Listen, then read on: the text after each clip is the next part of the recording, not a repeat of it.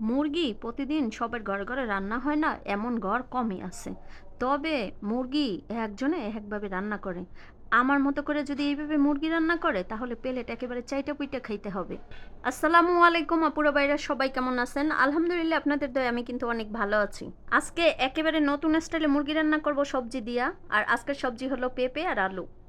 এদিকে খালার বললাম, খালা মুরগিটা ভালো করে ধুইয়ে পানিটা জড়ায় দেন। তো খালাও খুবই সুন্দর করে সময় নিয়ে মুরগিটারে ধুইয়া দিল। আর এখানে আমি 7 কেজি মুরগি নিয়েছি, আজকে আমি 7 কেজি মুরগি রান্না করব। তো এখানে আমি অনেক রকমের গরম মসলা নিয়েছি, এলাচ, দারচিনি, তারপরে লং আর কালো গোলমরিচ।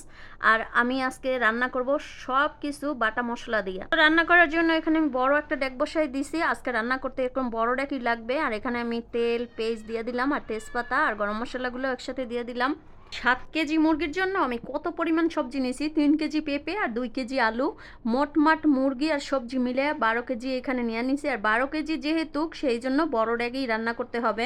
আর বড় ড্যাগে রান্না করতে হলে কিন্তু সব বাটা মশলা দিয়ে রান্না করতে হবে। শুকনো মরিচ বাটা, পেঁয়াজ বাটা, আদা বাটা, রসুন বাটা, জিরা বাটা, সব কিছুই আমি বাটা দিয়ে দিলাম। শুধু ধনিয়ার গুঁড়োটা দিলাম আর হলুদের গুঁড়োটা দিয়ে দিলাম আর দিয়ে দিলাম লবণ। এই মশলা কিন্তু অনেক সময় নিয়ে আমি ভালো করে কষায় নেব। তো এইদিকে টমেটোর পেস্টটাও করে নিয়েছিলাম আর টমেটোর পেস্টও দিয়ে দিলাম। এইভাবে করে মুরগি রান্না করলে টমেটোর পেস্ট কিন্তু অবশ্যই দিতে হবে। আর এইভাবে করে মুরগি রান্না করলে কিন্তু একেবারে চাইটা পুইটা খাবে। আমি ঠিক যেভাবে করে রান্না করতেছি, আপনারা কিন্তু এভাবে করে অবশ্যই একবারের জন্য হলো মুরগি রান্না করবেন। মশলার ভিতরেই কিন্তু নির্ভর করে আপনার তরকারি কতটা স্বাদ হবে আর কতটা হবে না। অনেকেই কিন্তু মশলা অল্প কিছুক্ষণ কষায় নিয়েই তারপরে মাংসটা দিয়ে দেয়। তো মশলাটা অনেক সময় নিয়ে তারপরে কষাবেন, তারপরেই কিন্তু মুরগির মাংসটা দিবেন। আমি মশলা কিন্তু অনেক সময় নিয়ে কষাইছি আর কষানোর পরে মুরগির মাংসটা দিয়ে দিছিলাম। আর মুরগির মাংসটাও কিন্তু কষানো হয়ে গেছে। এইদিকে পেঁপে আর আলুটাও কিন্তু আমি একটু ভাপ দিয়ে নিছিলাম।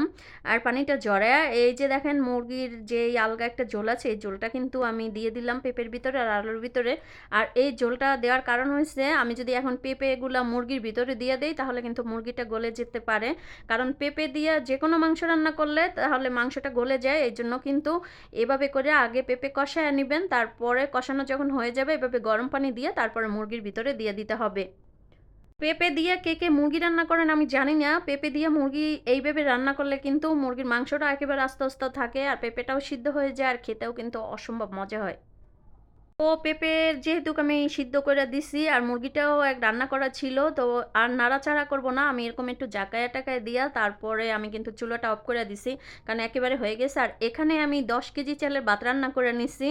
আজকে আমি খাবারগুলো সব আমি এক জায়গায় পাঠাবো। আর এখানে আলু ভর্তাও করে নিছি।